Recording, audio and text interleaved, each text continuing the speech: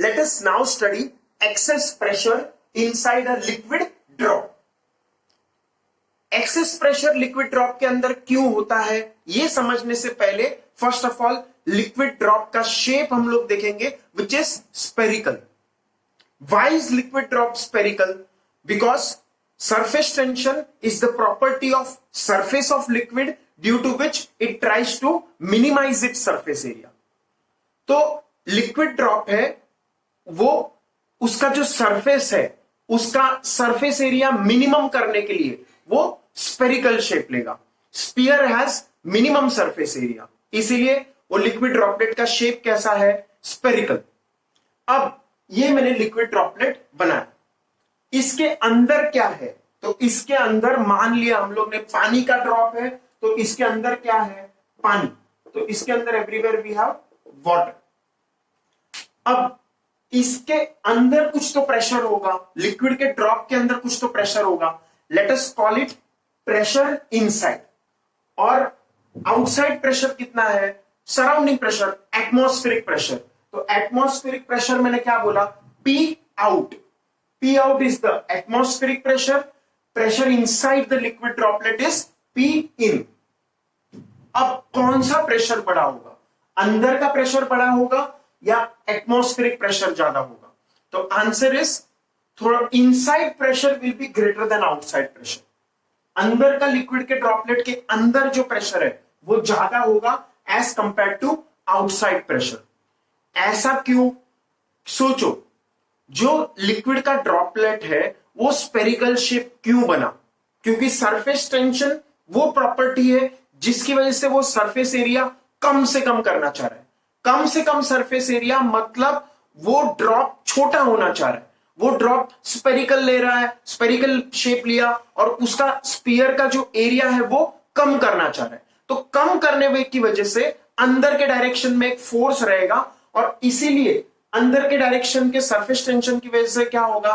The pressure inside will be greater, क्योंकि वो एक अपना सरफेस एरिया कम करना चाह रहा है. सरफेस एरिया कम करने की वजह से इनसाइड प्रेशर ज्यादा होगा. सरफेस एरिया कम करने के लिए अंदर के डायरेक्शन में ज्यादा फोर्सेस लगने चाहिए, ज्यादा सरफेस टेंशन उसका मिनिमाइज करना चाहेगा एरिया, तो इसीलिए अंदर का प्रेशर ज्यादा होगा. तो इसीलिए pressure inside is greater than the outside pressure. By how much? By 2T बार. ये ड्रॉप के लिए हमने देखा. ड्रॉप, ये हम लोग जो लिक्विड का ड्रॉप देख रहे हैं ना, इसके लिए this is the result. Bubble के लिए 4T बार आएगा. अब let us first derive the result. इसको पहले तो एक्सेस प्रेशर क्यों नाम दिया वो हम लोग को समझना है. एक्सेस प्रेशर इसीलिए नाम दिया क्योंकि कितना ज्यादा है, that is what we want to calculate. मान लो मेरा वजन फिलहाल कितना है? मान लो 80 किलो वजन है. मेरा वजन है 80 किलो और होना कितना चाहिए था? आइडियली मेरे हाइट के हिसाब से वजन कितना होना चाहिए? 70 केजीज. हाइट के हिसाब से वजन होना चाहिए 70 केजी और है कितना फिलहाल? 80 केजीज. तो what is the access wait? Access wait कितना है मेरे में? 10 किलो. 80 किलो है और होना चाहिए था 70 किलो. तो what is the access wait? 80 minus 70 which is 10 KG. वैसे ही यहां पे इनसाइड प्रेशर ज्यादा है या आउटसाइड प्रेशर ज्यादा है? इनसाइड प्रेशर ज्यादा है. तो if I calculate higher value of pressure minus lower value of pressure, that will be the excess pressure. Higher value of weight minus lower value of weight gives the excess weight. Similarly, higher value of pressure minus lower value of pressure gives the excess pressure. So this is why we use this term excess pressure. अब Pin क्या symbol है? Pin is the pressure inside the drop. P out is the pressure outside the drop. R is the initial radius. अब initial radius क्यों बोला? देखो, हम लोग इसका डेरिवेशन करना चाह रहे हैं. We are trying to find this formula. कैसे आया? 2T by R कैसे आया? तो वो समझने के लिए जो डेरिवेशन करेंगे हम लोग, उसका हम लोग क्या करेंगे? We will do a theoretical derivation. एक theoretical derivation देख रहे हैं जिसमें मान लो ये ड्रॉप जो है ये इनसाइड प्रेशर ज्यादा है, आउटसाइड प्रेशर कम है. मान लो मैंने इस पे फोर्स लगाया. मान लो इस पे मैंने क्या लगाया? ड्रॉप पे फोर्स लगाया और इसका ड्रॉप का रेडियस इनिशियली कितना था? जो ड्रॉप है हमारे पास लिक्विड ड्रॉप, पानी का ड्रॉप, लिक्विड का ड्रॉप, उसका रेडियस कितना है r।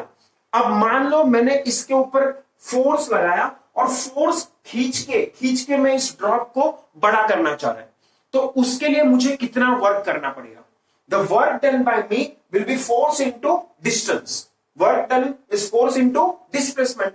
तो वर्क डन, छोटा सा वर्क डन जो होगा एक छोटे से मॉलिक्यूल पे, that will B force into distance.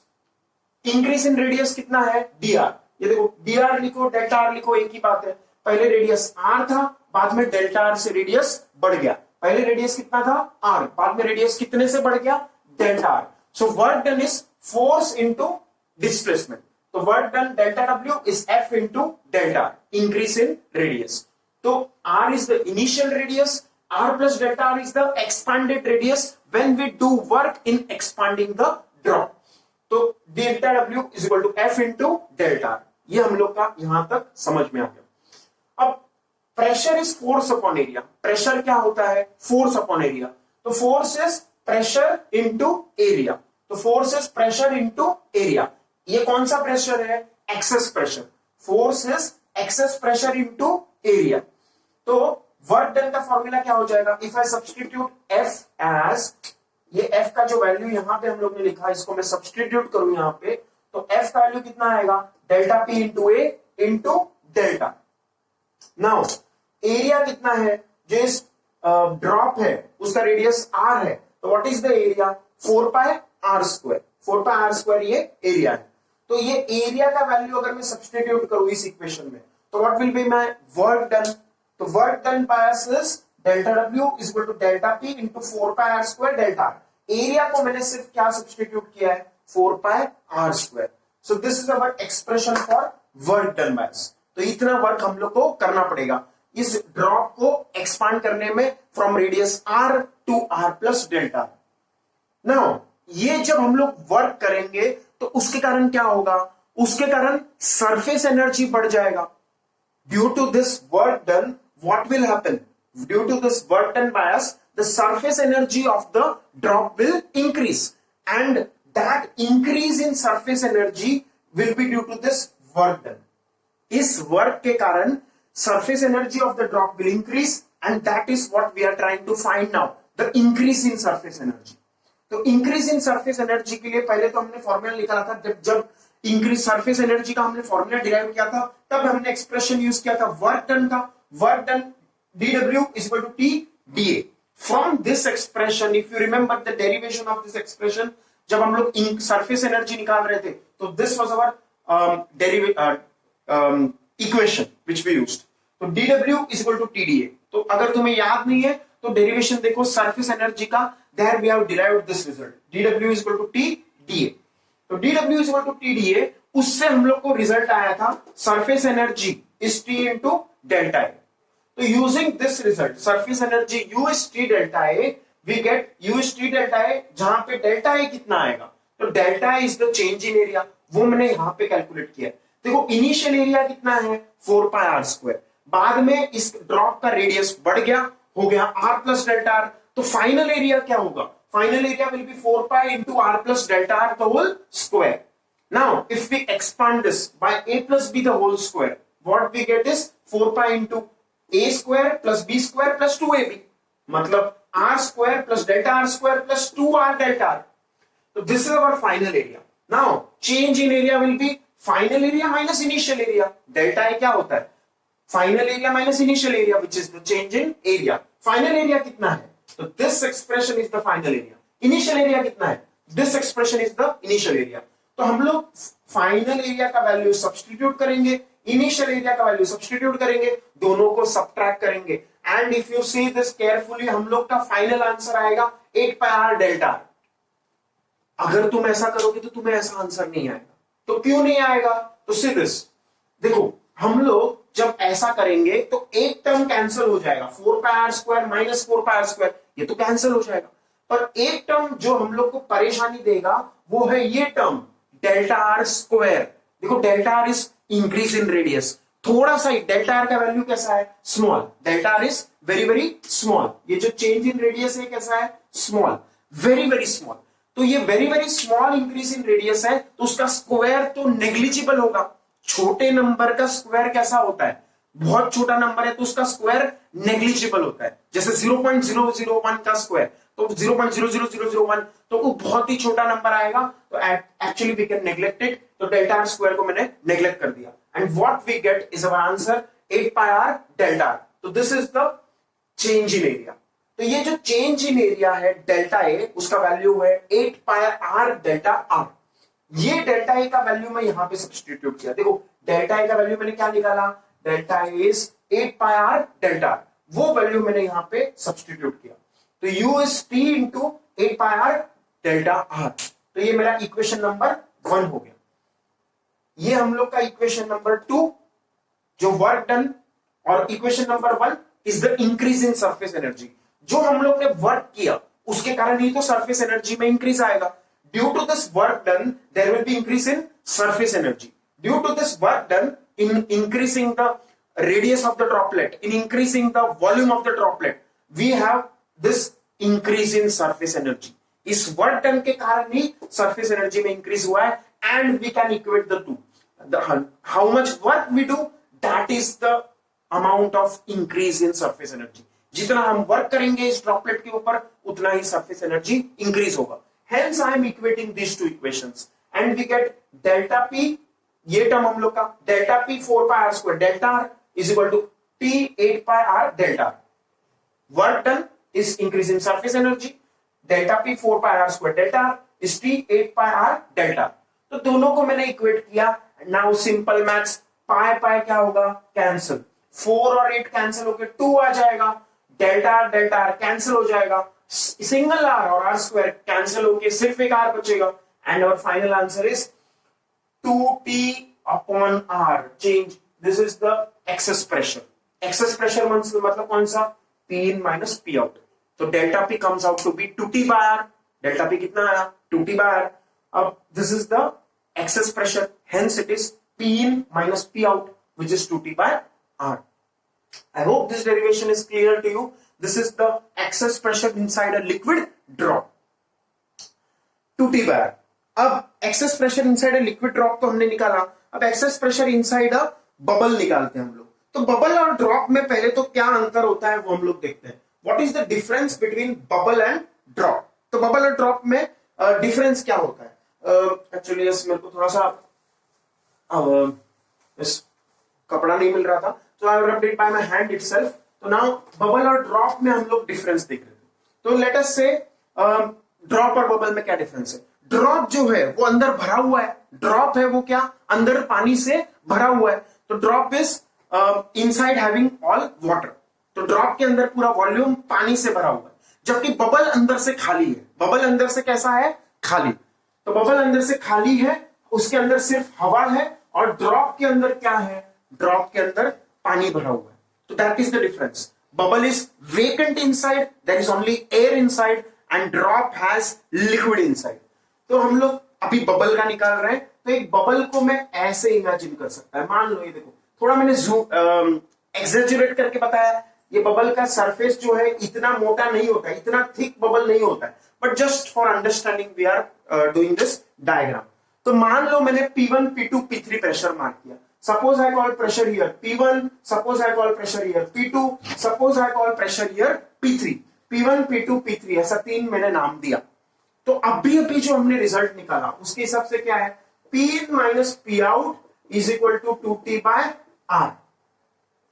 P1 और P2 के बारे में डिस्कस करते हैं। P1 एंड P2 के बारे में डिस्कस करेंगे, तो ये रिजल्ट क्या देगा, P1 minus P2 is equal to 2t by r। ये मान लो इसका रेडियस कितना है, r, तो बाहर का रेडियस भी कितना होगा, r ही होगा। ये रेडियस दोनों सेम ही होगा। क्यों, क्योंकि ये जो फिल्म है, ये जो बबल का फिल्म होता है, that is very very thin. Bubble का जो परत रहता है, फिल्म रहता है, वो बहुत ही थिन रहता है, बहुत नेग्लिजिबल थिकनेस रहता है उसका। तो इसीलिए ये रेडियस आर है, तो ये रेडियस भी आर होगा, क्योंकि ये जो dr जो तुम सोच रहे हो, ये जो इंक्रीज इन रेडियस है वो नेग्लिजिबल है। ये चेंज इन रेडियस कैसा है, नेग्लिजिबल। आउटर सरफेस और इनर सरफेस का रेडियस ऑलमोस्ट इक्वल है। Hence I will write for P1 and P2, P1 minus P2 is equal to 2t by r, which is my equation number 1। And P2 और P3 का compare करें, P2 और P3 का अगर same logic से compare करें, P in minus P out वाला, तो P2 और P3 में से कौन इनसाइड है कौन आउटसाइड है? तो P2 is inside, P3 is outside. तो हम लोग का रिजल्ट क्या आएगा? P in minus P out मतलब P2 minus P3 is equal to 2T by R। तो ये मेरा इक्वेशन नंबर 2 हो गया। तो I have got equation number 1 and equation number 2 by the result P in minus P out is equal to 2T by. ये result मैं यहां पे लगा है, P in minus P out is equal to 2T by R। तो P in minus P out is 2T by R। दोनों equation को अगर मैं इन दोनों इक्वेशन को क्या करूं? ऐड करूं। This equation number 1 plus equation number 2 will gives what? P1 minus P2 plus P2 minus P3 is equal to 2T by R plus 2T by R। बराबर है कि ऐड कर दिया। अभी माइनस P2 और प्लस P2 कैंसिल हो जाएगा, तो what will be get? P1 minus P3 2T by R plus 2T by R कितना आएगा? 4T by R। अब अगर मैंने मान लो ये सबसे इनर सरफेस कौन सा है इसमें? ये P1 वाला, तो इसको मैंने P in बोल दिया। और सबसे आउटर सरफेस कौन सा है? P3 वाला, तो इसको मैंने क्या बोल दिया? P out. इनर सरफेस सबसे कौन सा है? P1। तो ये हम लोग का रिजल्ट वैसा ही आ गया कि नहीं? P in minus P out is equal to 4T by R। तो this is our result, P in minus P out is equal to 4T by R। तो this is the result for bubble. ये किसके लिए है? Bubble के लिए, जो अंदर से कैसा है? हॉलो। ड्रॉप के लिए रिजल्ट क्या था? 2T bye. इसको ही एग्जाम में या टेक्स्ट बुक्स में बहुत बार ऐसा भी लिखते हैं, कोई कोई टेक्स्ट बुक में इसको concave, pressure in concave side minus pressure in convex side, ऐसा भी लिखते हैं, is equal to 4T bye. क्यों ऐसा लिखते हैं? क्योंकि कॉनकेव साइड है कि नहीं, अंदर का साइड है। मान लो ये देखो मैंने एक बनाया, ड्रॉप बनाया, बबल बनाया, जो भी बनाया, तो इसमें इनर वाला साइड है ये कॉनकेव है, आउटर वाला साइड है वो कॉन्वेक्स है। तो कौन सा साइड का प्रेशर ज्यादा है? इनर वाला या आउटर वाला? इनर वाला। तो कॉनकेव वाला या कॉन्वेक्स वाला? कॉनकेव वाला। तो इसीलिए pressure concave minus pressure convex is equal to 4T by R bubble के लिए, और pressure concave minus pressure convex is equal to 2T by R drop के लिए। This is how we derive the results. Now after that, increase of temperature का क्या effect होता है surface tension पे? सरफेस टेंशन का क्या इफेक्ट होगा अगर टेम्परेचर इंक्रीज हो तो देखो, surface tension was the property of liquid surface. Liquid surface का प्रॉपर्टी था वो। अब सरफेस टेंशन एक तरह से फोर्स लगा रहा था जो कि मॉलिक्यूल को प्रिवेंट करना था सिंक होने से। It was a kind of force on the surface of the liquid, जिसके कारण वो सरफेस के मॉलिक्यूल सरफेस पे रह जाए। अगर एक स्पाइडर भी उसके ऊपर चल रहा है, अगर मान लो निडल रखा था हमने, ब्लेड रखा था, spider could walk on water due to surface tension, ये सब हम लोग ने पढ़ा था। अब अगर टेम्परेचर इंक्रीज होगा तो जो सरफेस के मॉलिक्यूल्स रहेंगे, तो सरफेस के molecules they will become vibrational, वो वाइब्रेट होने लगेंगे, उनका काइनेटिक एनर्जी बढ़ जाएगा। जब टेम्परेचर इंक्रीज होगा तो सरफेस के जो मॉलिक्यूल्स हैं उनका एनर्जी बढ़ जाएगा, और एनर्जी बढ़ने की वजह से वो अनस्टेबल हो जाएंगे। एनर्जी बढ़ने की वजह से वो अनस्टेबल हो जाएंगे। तो अनस्टेबल होने की वजह से, एनर्जी बढ़ने की वजह से क्या होगा? Surface tension will decrease. Unstable होने की वजह से, देखो टेम्परेचर जब कम है तब सरफेस टेंशन का कुछ तो वैल्यू है।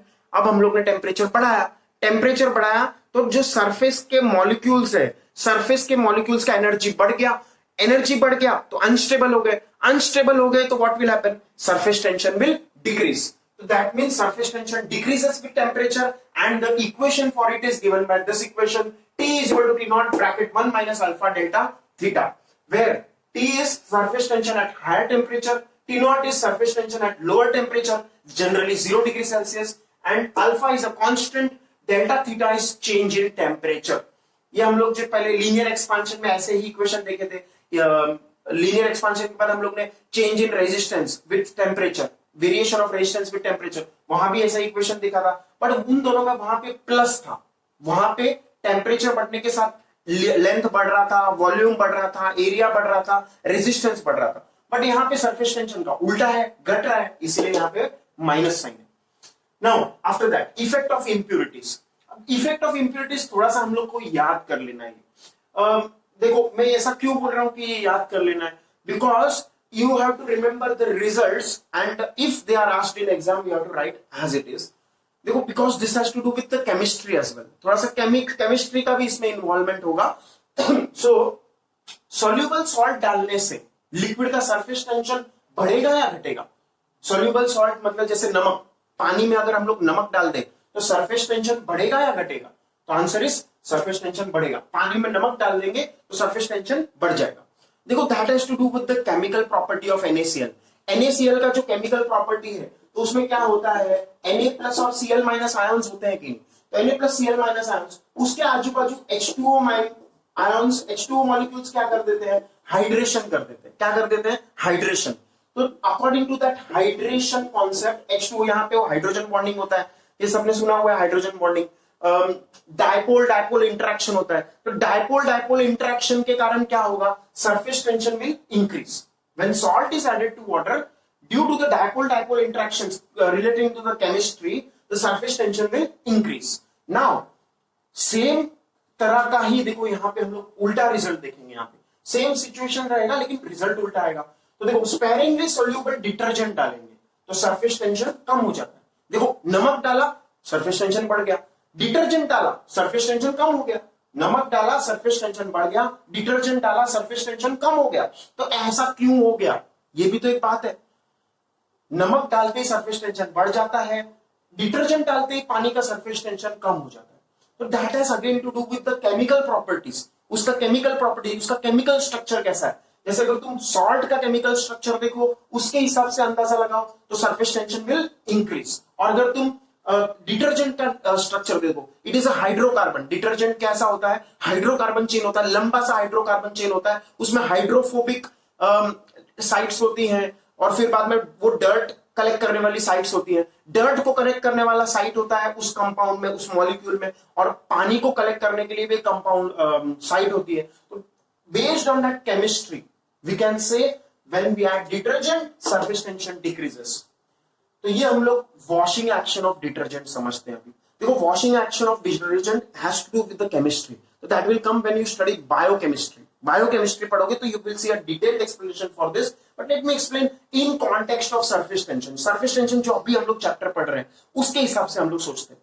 तो देखो इन context of surface tension what will happen.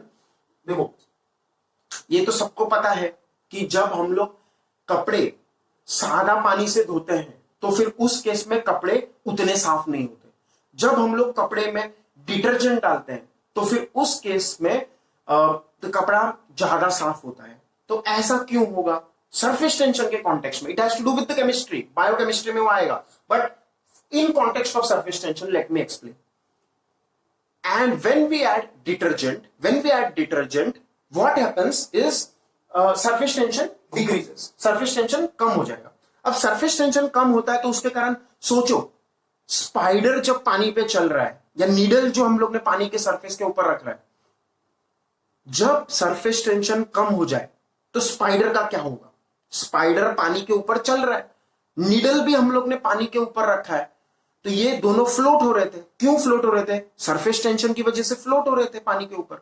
उसके ऊपर चल पा रहा था spider, needle was floating on water surface. लेकिन सरफेस टेंशन अगर कम हो जाए तो वो डूब जाएंगे अंदर। तो वैसा ही होगा यहां पे, सरफेस टेंशन डिटर्जेंट ऐड करने पे कम हो जाता है। तो जो डर्ट के मॉलिक्यूल्स है, डर्ट के मॉलिक्यूल्स जैसे छोटा छोटा पत्थर जैसा सोचो, वो नीचे चले जाएंगे, dirt molecules will sink, dirt molecule नीचे सिंक हो जाएंगे, और ऊपर जो बचेगा कपड़े के साथ वो हमारा साफ कपड़ा होगा। डर्ट मॉलिक्यूल्स नीचे चले गए, साफ कपड़ा बाहर हम लोग निकाल लेंगे और उसको सादा पानी से धो लेंगे, वो हम लोग का साफ कपड़ा होगा। और बाल्टी में नीचे पूरा क्या होता है, डर्ट होता है। तो that is due to surface tension कम होने की वजह से, द सरफेस टेंशन कम हो गया, डर्ट पार्टिकल्स नीचे सेटल हो गए और वो सेटल होके कपड़े से अलग हो गए, डर्ट अलग हो गया, उसको हम लोग फेंक देंगे, और कपड़ा साफ हो गया, उसको हम लोग सुखा देंगे। तो that is the use of surface tension action of detergent. Detergent add करेंगे सरफेस टेंशन कम होगा। फाइनली इनसॉल्युबल इंप्योरिटी ऐड करेंगे तो सरफेस टेंशन घट जाएगा। Then final one definition which we have, critical temperature. Critical temperature वो temperature है जिस पे सरफेस टेंशन जीरो हो जाए। क्रिटिकल टेम्परेचर डेफिनेशन सिर्फ याद रख लो, critical temperature is the temperature at which surface tension becomes zero. कोई भी लिक्विड है उसको हीट करेंगे, एक ऐसा टेम्परेचर आएगा जब सरफेस टेंशन का इफेक्ट चला जाता है, तो उसको बोलेंगे critical temperature for that liquid, and it is different for different liquids.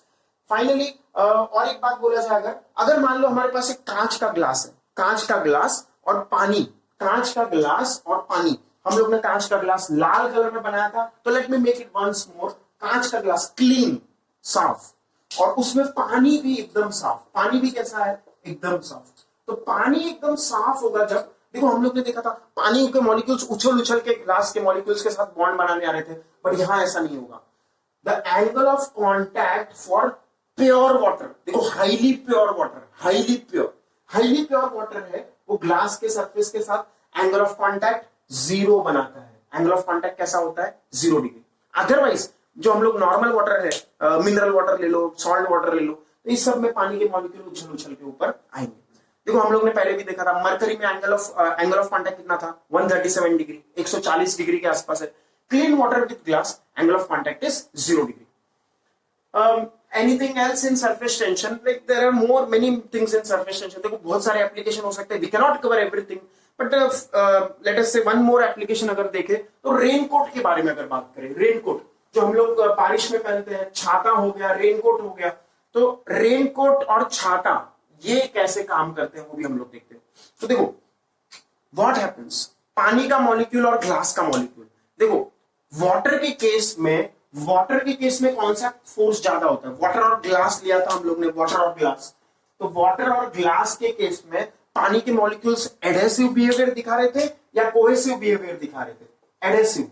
Water के मॉलिक्यूल्स को कौन पसंद आया था, ग्लास के मॉलिक्यूल्स, तो इसलिए वाटर ग्लास का बॉन्ड ज्यादा था एज कंपेयर टू वाटर का। ये इंडियन जैसा बात हो गया, इंडियन लोग को फॉरेनर ज्यादा पसंद आते हैं, इंडियन लोग कम पसंद आते हैं, तो वैसे ही वाटर के मॉलिक्यूल्स को क्या, ग्लास के मॉलिक्यूल्स ज्यादा पसंद आते हैं। तो adhesive force of water glass is greater then cohesive force of water, ऐसा होता है। अब इंडियन को फॉरेनर पसंद आता है, ये बराबर बात है कि नहीं, तो तुम्हें भी फॉरेनर पसंद आ गया, मान लो कल तुमने फॉरेन में गए और तुम्हें फॉरेनर पसंद आ गया, तो हो सकता है तुम लंदन गए, लंदन में तुम्हें कोई पसंद आ गया, ऐसा फॉरेनर पसंद आ गया, तो ये बात हो सकता है। और तुम घर पे लेके आए तो माँ बाप भी बोलेंगे मेरे बेटे ने फॉरेनर को लेके आया, तो अच्छा बात है, प्राउड ही फील होगा कि गोरी मैम आ गई घर पे। लेकिन अगर तुम फॉरेन में गए, कहां पे गए, I don't want to get racist, but मान लो कोई कंट्री में गए जहां पे उतने फेयर नहीं है कोई, suppose not so fair, suppose we can say थोड़ा बहुत डार्क है, जैसे अफ्रीकन देश हो गए, ट्रॉपिकल कंट्रीज हो गए, तो वहां पे फॉरेनर को तुम लेके आ गए, तो क्या तुम्हारे माँ बाप उतने पसंद करेंगे उसको, don't to get into racism, but in that case foreigner के साथ बॉन्ड बनाना अच्छा नहीं भी हो सकता है, जैसे इंडियन प्रीफर करेगा तो ज्यादा अच्छा होगा। तो समटाइम्स फॉरेनर यू थिंक कि हाँ फॉरेनर हमेशा ही अच्छा होगा, वैसा जरूरी नहीं है, अच्छा भी हो सकता है, कैसा भी हो सकता है, but not to get into all those things, but what we say is raincoat ऐसा मटेरियल है जिसके साथ पानी भी बॉन्ड नहीं बनाना चाह रहा है। रेनकोट का मटेरियल ऐसा है जिसके साथ पानी बॉन्ड बनाना नहीं चाह रहा है। देखो पानी हमेशा खुद के मॉलिक्यूल को प्रीफर नहीं करता है, दूसरे मॉलिक्यूल्स को प्रीफर करता है। पानी खुद के मॉलिक्यूल्स को प्रीफर नहीं करता है, दूसरे के मॉलिक्यूल्स को प्रीफर करता है, इसलिए वो स्प्रेड हो जाता है। चाहे तुम पानी टाइल्स पे डालो, चाहे तुम पानी ग्लास पे डालो, चाहे तुम पानी प्लास्टिक पे डालो, तो normally what happens is water spreads on surface. But raincoat का मटेरियल वैसा होता है जिसको पानी पसंद नहीं करता है, and in that case cohesive force between water is greater then adhesive force. तो इसीलिए क्या होगा, जैसे ही पानी रेनकोट के मटेरियल पे गिरेगा, पानी को रेनकोट के मटेरियल पसंद नहीं आएगा, वो अपना खुद के वाटर मॉलिक्यूल्स के साथ बाहर निकल जाएगा। पानी जैसे ही रेनकोट के मटेरियल पे गिरेगा तो पानी रेनकोट का मटेरियल उसको पसंद नहीं आएगा, उस केस में कोहेसिव फोर्स ही प्रीफर करेगा, खुद ही वो निकल जाएगा। जबकि अगर पानी यहां पे गिरता, मेरे शर्ट पे गिरता, तो पानी मेरे शर्ट पे गिरता तो किसको पसंद करता, मेरे शर्ट के मटेरियल को या खुद के मॉलिक्यूल को, तो मेरे शर्ट के मॉलिक्यूल को, तो उस केस में वो चिपक जाएगा, वो जाएगा नहीं, तो इसलिए मेरा शर्ट क्या हो जाएगा, वेट हो जाएगा। लेकिन रेनकोट डालते ही पानी उस रेनकोट के मटेरियल को पसंद नहीं करता, उसके साथ बॉन्ड बनाना नहीं चाहता और वो नीचे गिर जाएगा। तो that is the effect which we have. Sometimes adhesive forces in water are lesser for materials like by which raincoat are made, umbrellas are made. and most cases water has adhesive greater than cohesive. Hence, water mostly wets the surface. Mercury does not wet the surface. It forms bonds with itself and it takes spherical shape.